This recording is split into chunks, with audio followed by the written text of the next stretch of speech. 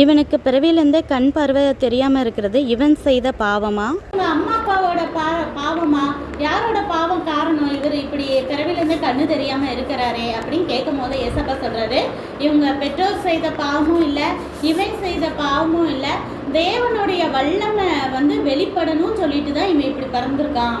அதாவது சில பேரோட நோய்க்கு இன்னொரு காரணம் இருக்கு. என்னன்னா, ஒருத்தர் கூட முடியாம இருக்காங்க, வீட்டில் ஜெபிச்சுட்டே இருக்காங்க. ஒரு நாள் டக்குன்னு தேவனோட வல்லமை இறங்கி அவர் எந்திரிச்சு நடந்து ஓடி ஆடி இது பண்ணிட்டாருன்னா எல்லாருக்கும் ஒரு நம்பிக்கை தேவன் மேல வருமா வராதா?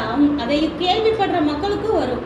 அதே போல தேவனுடைய நாம மகிமைப்படுறதுக்கு தான் இவன் இப்படி பிறவியிலே கண் பார்வை தெரியாதவனா பிறந்திருக்கான்னு சொல்லிட்டு அவர் என்ன செய்யறான்னா, மண்ணுல துப்பி அந்த அப்படியே ஒரு சேர் மாதிரி நல்லா குழப்பி அவனோட கண்ணுல பூசி விடுற.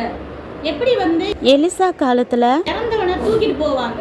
அப்ப அந்த நேரத்துல யுத்தத்துக்கு ஆட்கள்லாம் வந்தோன்னா பயந்துட்டு எலிசாவோட கல்லறை மேலேயே என்ன செய்வாங்க, அந்த இறந்த உடலை போட்டுட்டு ஓடி போயிடுவாங்க. அப்ப பார்த்தா எலிசாக்குள்ள இறக்கிறதுக்கு முன்னாடி ஒரு வல்லமை இருந்துச்சு தெரியுமா? அவர் நல்லா தேவனுக்கு ஊழியம் செஞ்சவர் தானே. அப்போ இந்த இறந்த உடம்பு அது மேல பட்டோன்னா அந்த வல்லமை இறங்கி அந்த இறந்தவன் உயிரோட எந்திரிச்சிருவான்.